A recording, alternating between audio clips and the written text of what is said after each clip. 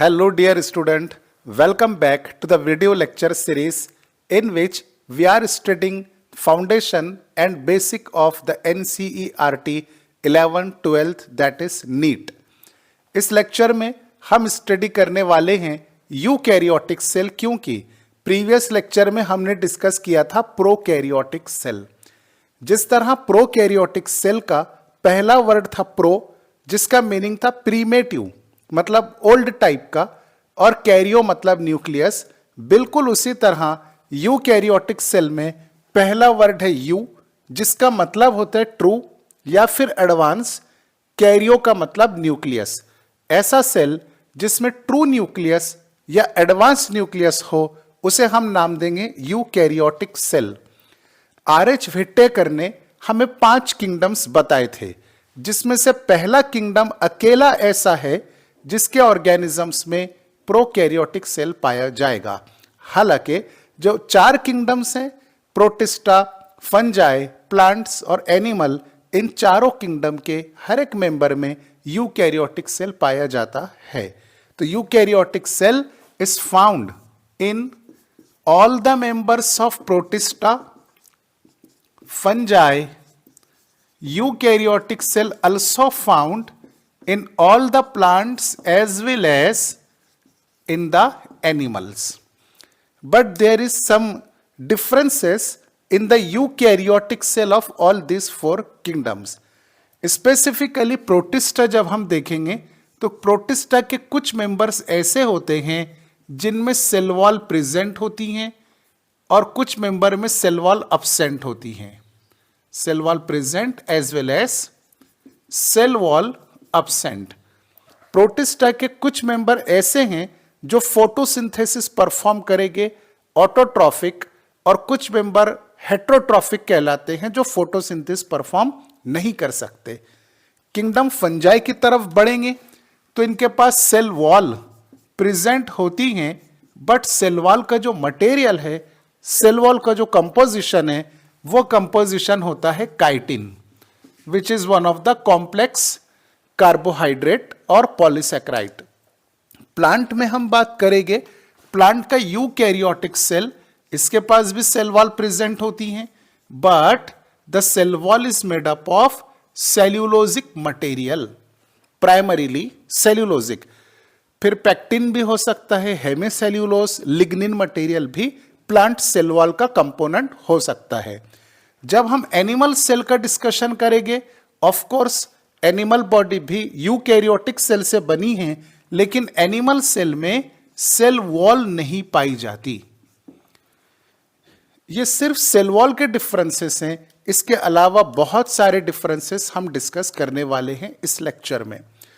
देखिए, सबसे पहले हम यहां लिखना शुरू करेंगे characteristics. Number 1, cell wall in eukaryotic cell. Number 2, organelles. Organelles में सबसे पहला ऑर्गेनल हम कंसीडर करने वाले हैं क्लोरोप्लास्ट। इसके बाद नेक्स्ट ऑर्गेनल है centriole. Centriole. Next organelle is vacuole, but specially large sized vacuole. यहां पर क्रिएट होगा difference plant cell versus animal cell. सबसे पहले यहां पे हम कंसिडर कर लेते हैं plant cell versus animal cell. Plant cell show the presence of cell wall, so cell wall is positively present in plant. Animal cell में सेल वॉल एब्सेंट रहेगी। क्लोरोप्लास्ट मेम्ब्रेन बाउंड ऑर्गेनल है। Membrane bound यानी plasma membrane से घिरा हुआ organelle eukaryotic cell की पहचान है। हर किसी यूकैरियोटिक सेल में मेम्ब्रेनस ऑर्गेनल पाए जाते हैं। मेम्ब्रेनस यानी मेम्ब्रेन से बने हुए, जिनके पास मेम्ब्रेन की बाउंड्री प्रेजेंट हो। क्लोरोप्लास्ट वो ऑर्गेनल है जो फोटोसिंथेसिस परफॉर्म करता है और सिर्फ प्लांट में ही पाया जाएगा। एनिमल सेल में क्लोरोप्लास्ट ना होने की वजह से एनिमल हेट्रोट्रॉफिक ऑर्गेनिज्म है, फोटोसिंथेसिस परफॉर्म नहीं कर सकते। Centriole is absent in plant cell, but it is found in animal cell. Centriole का काम होता है स्पिंडल फाइबर्स को अराइज करके क्रोमोसोम को अपनी तरफ पुल करना एनाफेज ऑफ सेल साइकिल में। लार्ज साइज वैक्यूल सिर्फ प्लांट सेल में देखे जाते हैं। एनिमल सेल में कुछ एक्सेप्शनल केसेस हैं जिनमें वैक्यूल रहेंगे, लेकिन वैक्यूल की साइज स्मॉल होती हैं। हम यहाँ पे निगेटिव साइन कंसिडर कर सकते हैं कि एनिमल सेल में लार्ज वैक्यूल नहीं पाए जाते। Now let us consider the structural representation of plant cell. Plant cell animal cell के मुकाबले में लार्जर साइज का होता है और उसमें कंपोनेंट भी ज्यादा होते हैं। सबसे पहली बात कि plant cell is bounded by cell wall. This is outermost boundary which is rigid, hard and tough. जैसे हमारे रूम की दीवारें होती हैं, दीवारें सख्त होती हैं, टफ होती हैं, इसी तरह ये सेल की आउटर मोस्ट वॉल है। कौन से सेल का? प्लांट सेल का। तो प्लांट सेल की आउटर मोस्ट वॉल को हमने नाम दिया सेल वॉल। इनकी प्रॉपर्टीज भी आपको याद रखना है।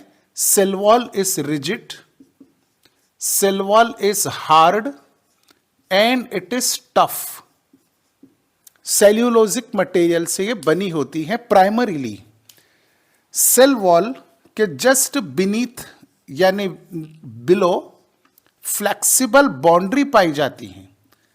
This flexible boundary is known as plasma membrane. अगर आपको प्रोकैरियोटिक सेल में याद होगा तो हमने प्लाज्मा मेम्ब्रेन को सेलेक्टिवली परमिएबल मेम्ब्रेन का दर्जा दिया था, because this membrane is capable to give permission for only those molecule which are required in the cytoplasm from outside। जो मॉलिक्यूल साइटोप्लाज्म को चाहिए और वो बाहर हैं, तो बाहर से साइटोप्लाज्म में ट्रांसपोर्ट करने की परमिशन प्लाज्मा मेम्ब्रेन को देनी है। इसलिए इसको अपन ट्रांसपोर्टर मेम्ब्रेन भी कह सकते हैं। Cytoplasm is the area which is colorless ground fluid। It is jelly-like structure and it is surrounded by plasma membrane। Plasma membrane ने जिस जेली लाइक कलरलेस फ्लूइड को प्रोटेक्ट किया या सराउंड किया, इस ग्राउंड को हम नाम दे सकते हैं साइटोप्लाज्म। फिर से वही कहानी कि साइटोप्लाज्म में बहुत सारे एंजाइम्स होते हैं। कुछ एंजाइम एनाबॉलिज्म तो कुछ कैटाबॉलिज्म परफॉर्म करेंगे। मतलब ये कि साइटोप्लाज्म में मेटाबॉलिज्म ऑपरेट होगा। ये इस बात की गवाही है कि सेल लिविंग स्टेट में है। नेक्स्ट थिंग, इस साइटोप्लाज्म में अब क्योंकि ये प्लांट सेल हैं, यूकैरियोटिक सेल हैं, इसमें ऑर्गेनेल्स प्रेजेंट रहना जरूरी है। सबसे पहला ऑर्गेनेल यहां साइड में हम ड्रॉ कर देते हैं। This is suppose chloroplast. Chloroplast is bounded by two membranes. दोनों प्लाज्मा मेम्ब्रेन ही हैं, एक आउटर मेम्ब्रेन और एक इनर मेम्ब्रेन। क्लोरोप्लास्ट की डिटेल हम अलग से एक लेक्चर बना सकते हैं। इसमें स्ट्रोमा होता है, ग्रेना होता है, और वो हम फोटोसिंथेसिस में डिस्कस करेंगे, यानी प्लांट फिजियोलॉजी में। सेकेंड ऑर्गेनेल यहां ड्रॉ कर देते हैं। दिस इज माइटोकॉन्ड्रिया, है ना।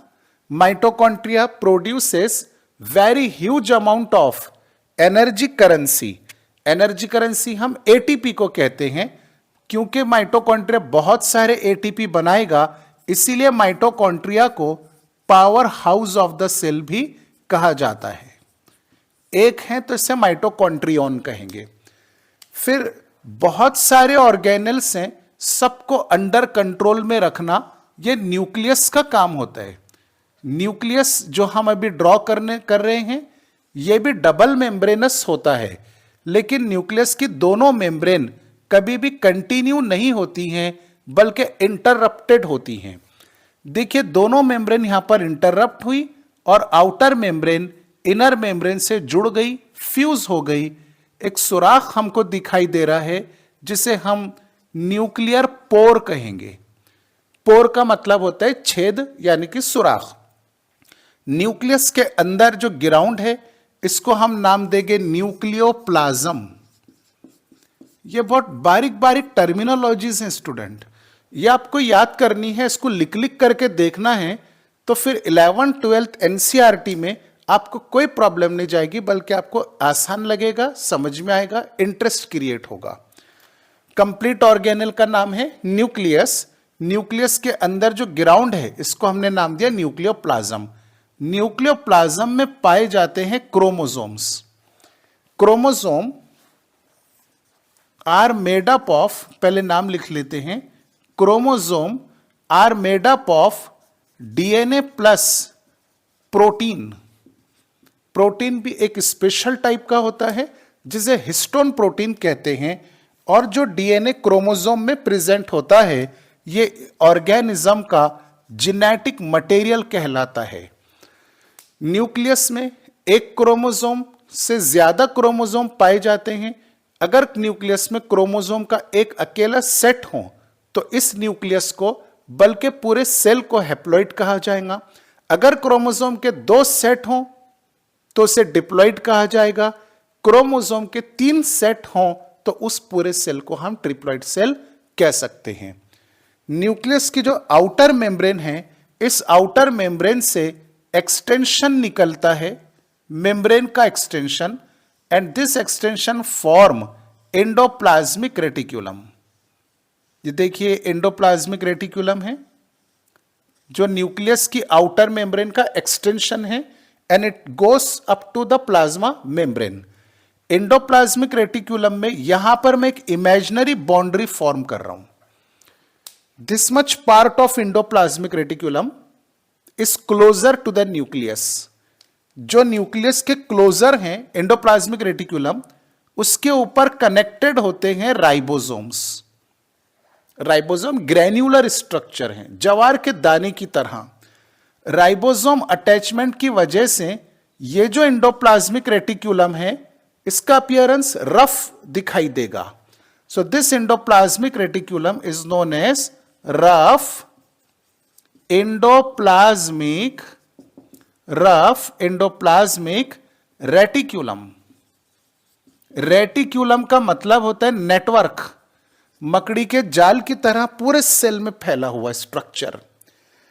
This part of endoplasmic reticulum which is away from the nucleus but closer to the plasma membrane। Endoplasmic reticulum का यह हिस्सा राइबोसोम को शो नहीं करता है, मतलब राइबोसोम उस पर नहीं होते हैं। This part of endoplasmic reticulum appear smooth, therefore it is called as SER, यानी स्मूथ एंडोप्लाज्मिक रेटिकुलम। न्यूक्लियस के करीब फिर कुछ मेम्ब्रेन्स पाई जाती हैं जो कर्व होती हैं, and this curve membranous system is known as Golgi bodies। Golgi bodies। So this is all about the basic structure of plant cell। Plant cell के बहाने हमने यूकैरियोटिक सेल को स्टडी किया। अगर हम एनिमल सेल डिस्कस करेंगे तो सिर्फ सेल वॉल ड्रॉ नहीं करनी है और क्लोरोप्लास्ट ड्रॉ नहीं करना है, बाकी सारी चीजें सेम रहेगी। प्लांट सेल में प्लाज्मोडेस्माटा और मिडिल लैमेला किसे कहते हैं, लगे हाथों हम वो भी डिस्कस कर लेते हैं। यहां पर let us consider this is one plant cell. ये एक प्लांट सेल है और ये उसके बाजू में एडजेसेंट प्लांट सेल हैं जो एक दूसरे के आसपास हैं, उन्हें एडजेसेंट कहते हैं। दोनों प्लांट सेल के बीच में एक ग्लू लाइक मटेरियल होता है, ग्लू मतलब गोंद की तरह, जो दोनों प्लांट सेल को अटैच करता है, एडहियर करता है, चिपका देता है। इस ग्लू लाइक मटेरियल को नाम दिया गया middle lamella. Middle lamella, middle lamellae भी कहते हैं। एंड मिडिल लैमेला और middle lamellae is made up of calcium pectate, ये मटेरियल का नाम हुआ। दूसरी इंपॉर्टेंट चीज जिसमें बहुत सारे स्टूडेंट कंफ्यूज होते हैं, एक प्लांट सेल से दूसरे प्लांट सेल के बीच में कॉमन ब्रिज या कॉमन कनेक्शन पाया जाता है। इस ब्रिज के जरिए सेल ए का मटेरियल सेल बी में जा सकेगा और सेल बी का मटेरियल सेल ए में आ पाएगा।